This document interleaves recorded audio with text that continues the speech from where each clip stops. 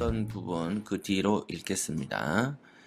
자, 나도 한때는 부자였었다. 예, 이런 주제네요.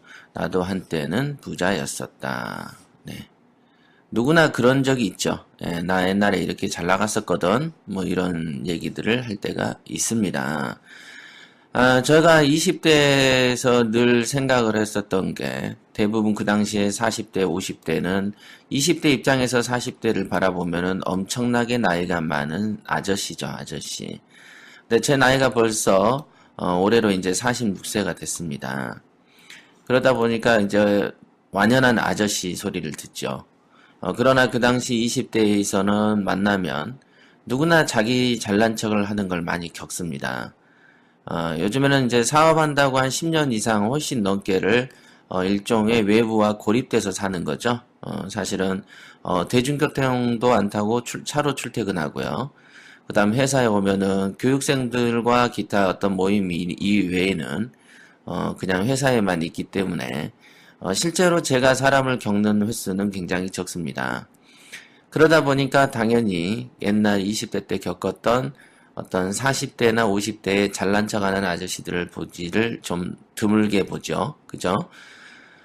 그 당시에 어떤 40대 사람들의 말은 나 이렇게 잘 나간 적이 있었어. 나 이렇게 돈 번 적이 있었어란 말이 입에 붙어 다니는 것을 많이 느꼈고 그때마다 품었던 생각은 이상하다는 거였죠. 왜 저렇게 사람들은 항상 과거를 추억하고 살까? 이런 생각들을 많이 한 적이 있습니다. 한번 읽어볼게요. 어떤 사람이 20대의 재산이 5천만 원이라면 30대에는 1억 원을 넘어야 할 것이고 40대는 3억 원은 벌고 50대 되면 기분 좋게 10억 정도는 더 벌고 하면 노후에 부자로 살겠다는 생각, 이런 생각을 품은 적이 있었다. 즉 세월이 가면 갈수록 돈에 있어서는 이렇게 좀 올라갔으면 좋겠죠. 여러분들도. 그죠? 여러분들이 이렇게 올라갔으면 좋겠죠. 이렇게 딱 표가 돼 있으면 나이, 돈, 나이가 이렇게 쭉 가면 갈수록 이렇게 되면 좋은 거 아닙니까? 그죠? 20대, 30대, 그러니까 40대, 50대. 그죠? 요런 식의 그림을 누구나 그립니다. 누구나. 세월이 가면 갈수록 더 많은 돈. 물론 어느 정도 가다가 60대에서 이렇게 해서 유지가 되다가 이렇게 딱 죽어버리면 되는데. 그죠? 근데 이렇게까지 가지도 않죠. 대부분은 이렇게 하죠. 대부분은 이렇게 되면 한 40 기점으로 30대에서 40으로 20대에서 이렇게 조금 벌죠. 자, 30대에서 이렇게 오르다가 여기서 이렇게 되다가 이렇게 내려가죠. 통상. 40대 되면은요, 통상 이렇게 되다가 내려가는 추세로 사는 게 거의 대다수 아닙니까? 이 40이라는 기점을 가지고 많은 남자들이 꺾입니다. 많은 사람들이 꺾이죠. 이 기점으로. 물론 다 꺾인다는 얘기는 아니에요. 항상 저는 늘 말씀드리지만 그렇게 단견을 갖고 머리가 짧은 사람은 저의 강의는 가능하면 안 들었으면 좋겠어요. 자, 다는 아니겠지만 통상 제도적으로 40대를 이짝저짝 하다 보면은 내리막을 타는 사람들이 사실은 더 많죠.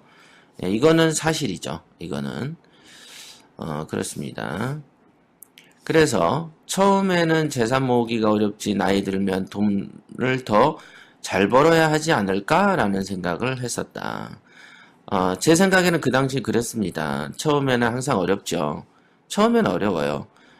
처음부터 잘 된 사람보다는 처음에 어렵다가 잘 된 사람이 더 많은 것도 현실이죠.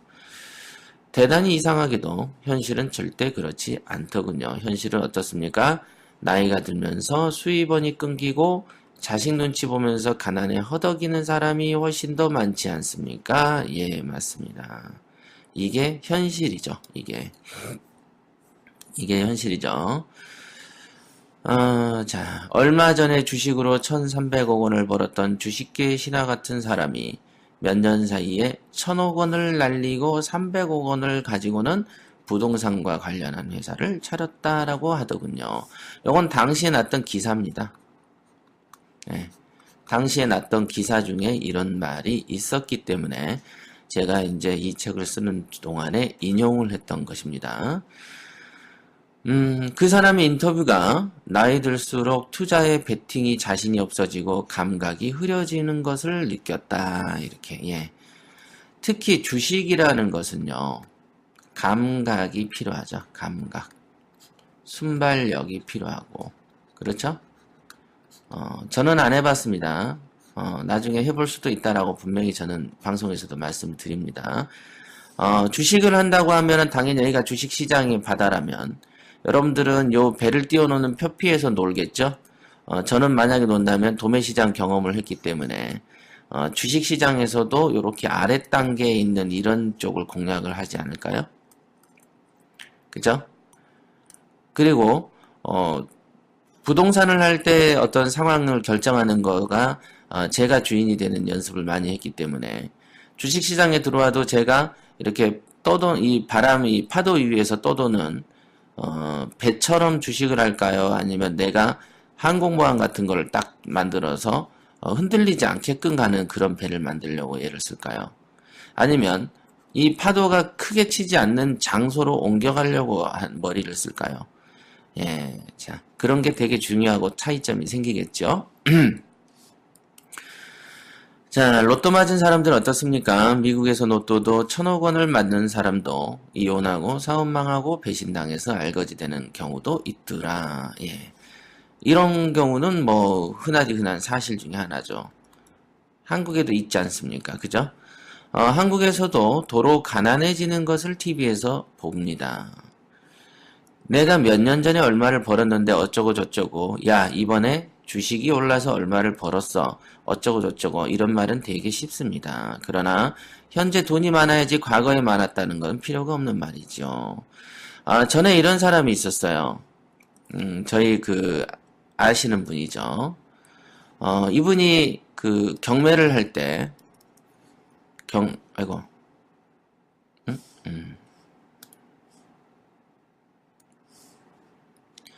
이분이 경매 투자를 개시할 때요. 투자를 개시할 때는 당시 주식이 어땠냐면 완전히 곤두박질을 치는 시절이었습니다. 투자 개시 시점은. 예. 주식이 내리막치는 시점이었거든요. 그래서 경매를 선택한 거죠. 그래서 경매를 선택해요. 근데 경매를 선택했는데 그 와중에 주식이 또 오릅니다. 올라요. 그러면 당연히 자기 친구들이 있을 거 아니겠어요. 친구들이 야, 나 주식에서 조금 올랐어 라고 얘기를 한단 말이죠. 그러면 뭐라고 합니까? 아이고, 왜 이러지? 네. 그러면은 사람이 변심을 해서 이렇게 얘기를 하죠. 내가 경매를 선택 안 했으면 좋았을 걸 이렇게 얘기를 합니다. 그러니까 그 사람들은 과거에 대한 기억력이 없어요. 기억력이 없거나 분별력이 떨어지죠. 분별력이 미치로. 예. 자신이 주식이 떨어져서 손해를 봐서 경매를 와놓고서는 다시 주식이 오르니까 나 경매 선택 안 할 걸 이런단 말이죠. 그럼 이런 거는 속으로 생각하는 거라니까요. 제가 늘 말씀드리지만. 근데 이거를 겉으로 말을 한다니까요. 즉, 경매를 선택할 당시에 자기의 정당성과 자기의 판단 근거를 송두리째 버려버리는 것이죠. 굉장히 유치한 사람들이죠. 그러니까 이런 사람들이 사실은 경매 바닥에 많죠. 자기가 지금 뭘 하는지를 모르는 사람들이 많습니다. 그러니까 애들이 있죠, 애들 수준. 놀 때는 같이 놀다가, 그죠? 놀 때 같이 놀다가 지가 다치면, 무릎이라도 다치면 어떻게 됩니까? 무릎이라도 다치면 어떻게 돼요? 무릎이 비읍인가? 헷갈리네요, 갑자기. 그죠? 무릎이라도 다치게 되면은 뭐라고 합니까? 야, 네가 놀자고 해서 내가 다쳤지 않냐? 이런 식으로 말을 하죠. 그죠? 네가 놀자고 해서 다쳤지, 내가 순전히 이건 네 탓이다 이거죠. 자기의 판단은 어디론가 사라집니다. 근데 실제로요, 그런 사람들이 더 많습니다. 예를 들면 이제 경매로 이렇게 매입을 해요. 매입 당시에는 잘 샀다라고 생각을 합니다. 왜? 그 당시엔 정말 잘 산 거니까요. 그 다음에 부동산 경기가 하강을 살짝 칩니다. 그러면 어떻게 됩니까? 안 살 걸 이렇게 얘기를 하죠. 안 샀을 걸. 예. 자, 그런 증세를 어떻게 보시나요, 여러분은?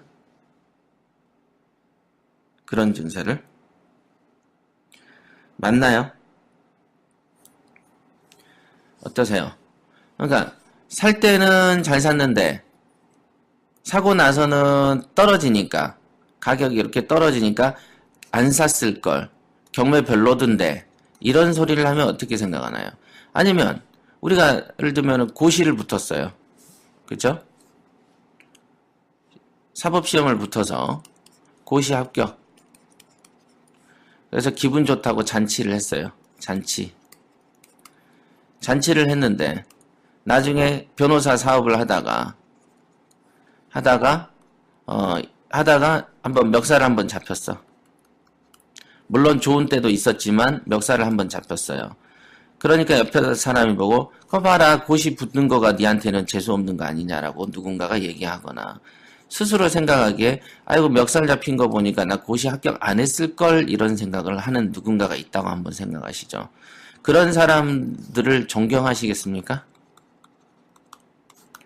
아니면 그런 사람들의 천박함을 비웃으시겠습니까? 저는 이걸 선택을 하죠. 예, 천박한 거죠. 그러면 늘 행복만 있었냐? 행복은 없었잖아요. 그러니까 사람의 행복이라는 건 있다, 없다, 들쑥날쑥 하는 것이죠. 우리가 하루에 살아도 하루의 어떤 몸의 컨디션도 좋다, 나쁘다 이런 거 아니겠습니까? 그런 것도 모르는 주제들이 너무 많더라 이겁니다. 네. 그렇습니다. 그러니까 그 정도 수준이 사람들이 의외로 많고요. 최근에 이제 저희 그 지사 문제에 있어서도 그런 사람들이 더 많았습니다. 그래서 이런 사단이 난 건데 아주 이제 굉장히 유치한 수준이죠. 자, 한번 보시죠.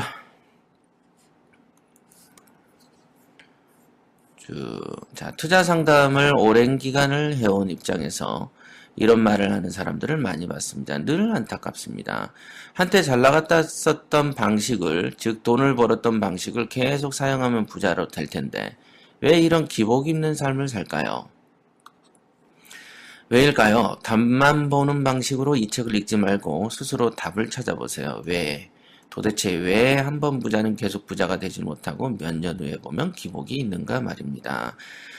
제가 생각하기엔 이렇습니다. 자신이 돈을 벌었던 방식에서 어떤 교훈을 얻지 못했기 때문이다. 예. 교훈을 얻지 못했기 때문에 이런 일들이 생기는 것이죠.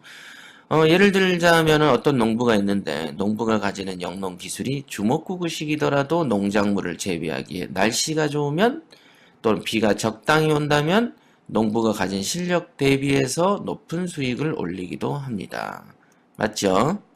예, 자기의 실력 대비해서 더 높은 소득을 벌리기도 하죠. 하지만 날씨와 비와 같은 외적 요소들이 받쳐주지 않을 적에는 그 농부가 생산할 수 있는 수확량은 크게 줄게 될 것이다. 마치 수능시험에 변별력이 떨어지게 되면 등수 간의 성적 차이가 크지 않지만 변별력이 높은 어려운 시험을 보면 간격이 커지는 것과 같다 하겠습니다. 이런 외적 요소가 해년마다 다르기 때문에 수확량이 들쑥날쑥하는 것입니다. 그와 같이 투자의 외적 환경이 굉장히 좋은 시절을 만나서 돈을 버는 사람은